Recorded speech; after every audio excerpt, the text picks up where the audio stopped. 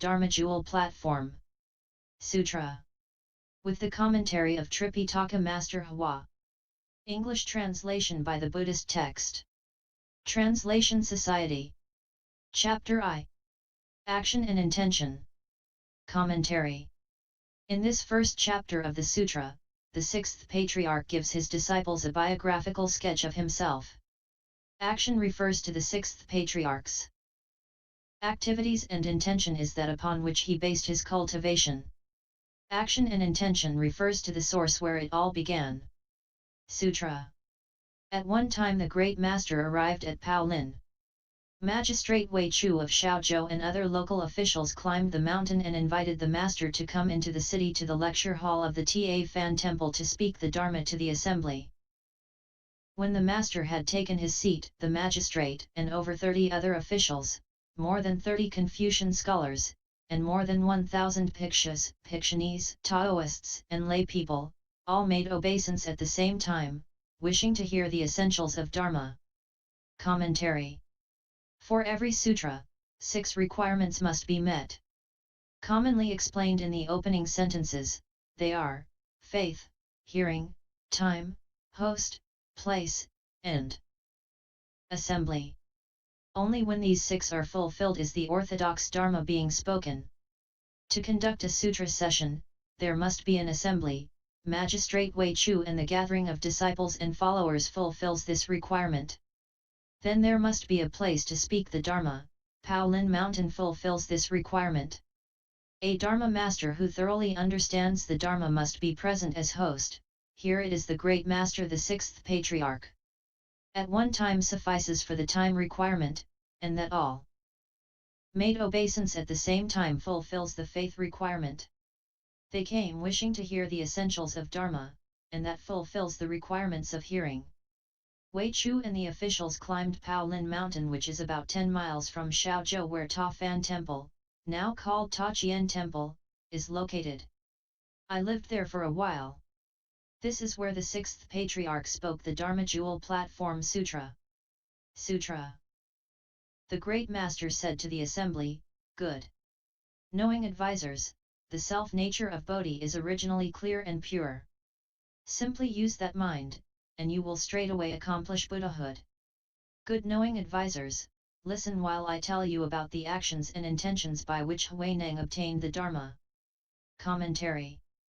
The Great Master spoke to the assembly, you are people with good roots and much wisdom. The self-nature of Bodhi is one's own originally enlightened clear and pure nature. It cannot be produced or destroyed, defiled or purified, increased or decreased. Use this mind. Don't use your false thinking mind. Using his own name, in the formal style, the Sixth Patriarch calls himself Huineng, saying, now I will tell you how Huineng obtained the Dharma. Listen. Sutra. Huineng's stern father was originally from Fan Yang. He was banished to Hsinzhou in Lingnan, where he became a commoner. Unfortunately, his father soon died, and his aging mother was left alone. They moved to Nanhai and, poor and in bitter straits, Huineng sold wood in the marketplace. Commentary. From his native district of Fanyang, Huineng's father was sent to Lingnan. Because the father is more apt to discipline the children, he is respectfully called stern. The mother ordinarily offers loving kindness to her children, and so she is spoken of as compassionate.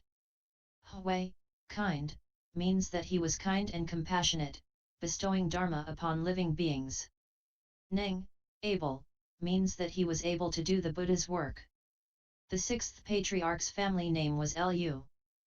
Huineng's father was banished to Lingnan, a frontier region during the Tang dynasty inhabited by government exiles. The Sixth Patriarch's father, an official, may have been convicted of an offense and thus banished to Lingnan. Huineng had an unfortunate and unlucky life. His father died when the master was between the ages of 3 and 5 years, leaving him alone with his widowed mother. He and his mother moved to Nanhai where they endured the hardships of poverty. How did they survive? Master Huineng hiked into the mountains and chopped wood, returned and sold it in the marketplace, using the money to buy rice for his mother and himself. Sutra. Once a customer bought firewood and ordered it delivered to his shop. When the delivery had been made, and Huineng had received the money, he went outside the gate, where he noticed a customer reciting a sutra. Upon once hearing the words of this sutra, one should produce that thought which is nowhere supported. Huineng's mind immediately opened to enlightenment. Commentary.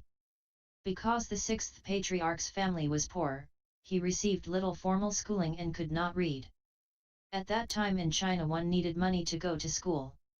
But in spite of his illiteracy, the Sixth Patriarch's disposition was extremely sharp, and as soon as he heard the line of the sutra which says that one should have a true mind which is nowhere attached, he immediately became enlightened. He understood what he had never understood before. Many will hear the sentence, one should produce that thought which is nowhere supported. Are there any who will open to enlightenment? Someone exclaims, why, I have. I ask you, what is the enlightenment you have opened? What is the enlightenment unopened? Ask yourself. Sutra. Thereupon he asked the customer what sutra he was reciting. The customer replied, the Diamond Sutra. Then again he asked, where do you come from, and why do you recite this sutra? The customer said, I come from Tongchan Monastery in Chizhou, Huangmei Province. There the fifth patriarch, the great master Heng Zhen dwells, teaching over 1,000 disciples. I went there to make obeisance and heard and received this sutra. Commentary. The great master the fifth patriarch lived in Tongchan Monastery with more than 1,000 disciples whom he taught and transformed. At that time in China the study of the Dharma was so fervently pursued that it was not unusual to have 1,000 people on one mountain studying the Buddha Dharma together. Where in America are there 1,000 Buddhist disciples studying the Dharma together? Such a large country, yet there is no such place. It is possible, however, that later there will be more than 10,000 people studying the Buddha Dharma, but this is not assured. We will have to watch my disciples and see how hard they work. Most Americans are intelligent, but there are some whose intelligence surpasses itself. Every day from morning to night they are caught up in taking confusing drugs. By taking these drugs, they may attain small and different states of consciousness which they cannot obtain without drugs. These people try drugs again and again until one day they see that it is useless. They think, I've been taking drugs for such a long time now and I still have not become enlightened. When they realize this, they may turn toward the truth. I teach you the Buddha Dharma so in the future you can speak the Dharma to teach and transform living beings. Do not be careless, but work well and without confusion, and then many will come to study. You who are now studying this Sixth Patriarch's Sutra must know the origin of your learning. When people ask, where did you study the Buddha Dharma, you can reply, we studied at the Buddhist lecture hall of the Sino-American Buddhist Association. This is just what is meant by this passage of text. Sutra. The great master constantly exhorts the Sangha and laity only to uphold the Diamond Sutra. Then, they may see their own nature and straightway achieve Buddhahood. Huineng heard this and desired to go and seek the Dharma, but he recalled that his mother had no support. From past lives there were karmic conditions which led another man to give Huineng a pound of silver, so that he could provide clothing and food for his aging mother. The man instructed him further to go to Huang Mei to call upon and bow to the fifth patriarch. Commentary. You should be clear that the great master referred to here is the fifth patriarch, not the sixth patriarch. When Huineng heard that there was a place where over 1,000 people were studying the Buddha Dharma together, he became very excited. What am I to do? I really want to study. There, he exclaimed to the customer.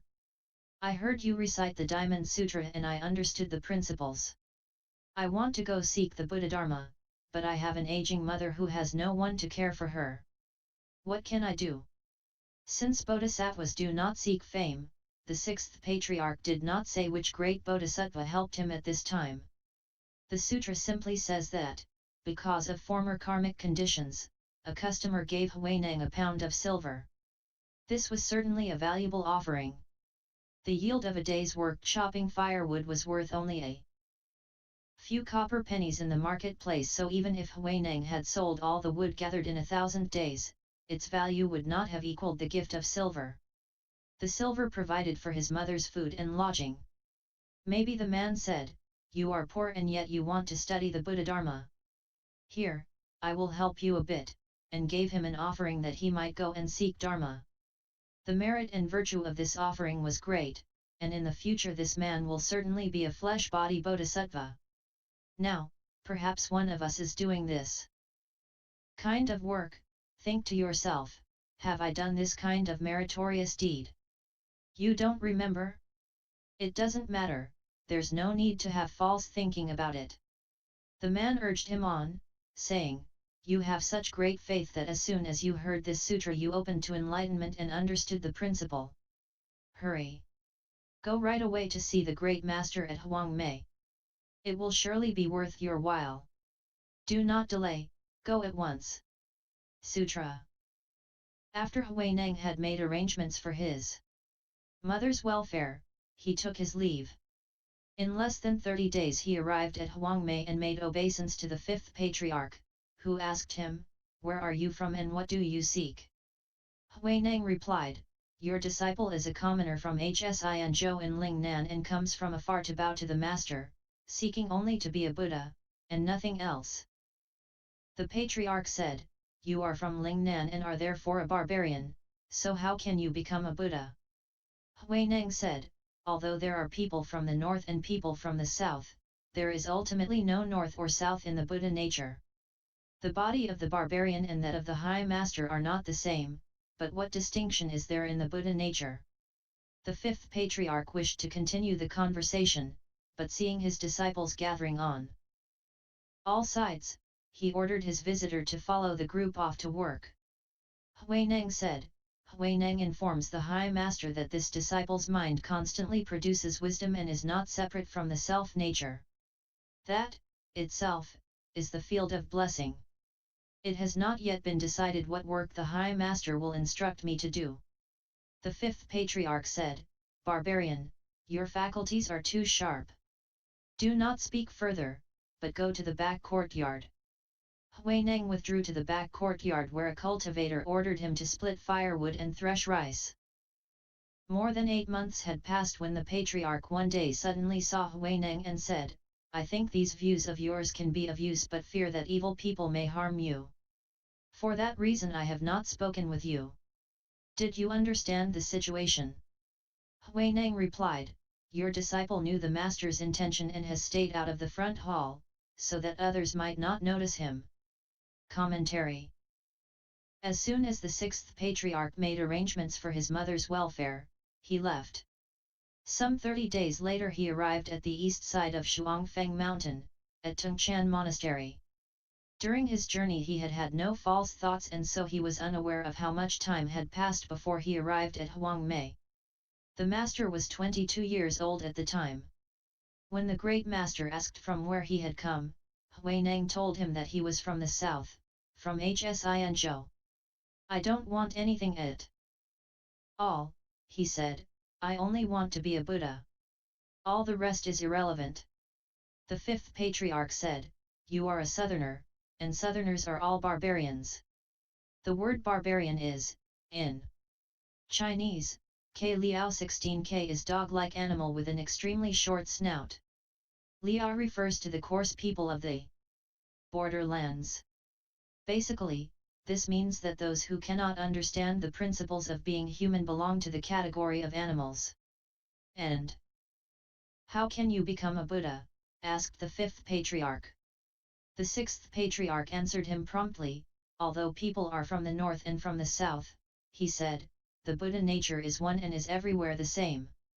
The fifth patriarch's disciples were gathered all around, so he said no more. He simply told the sixth patriarch, "Good, you have come. Now, go to work with the others. Hurry off."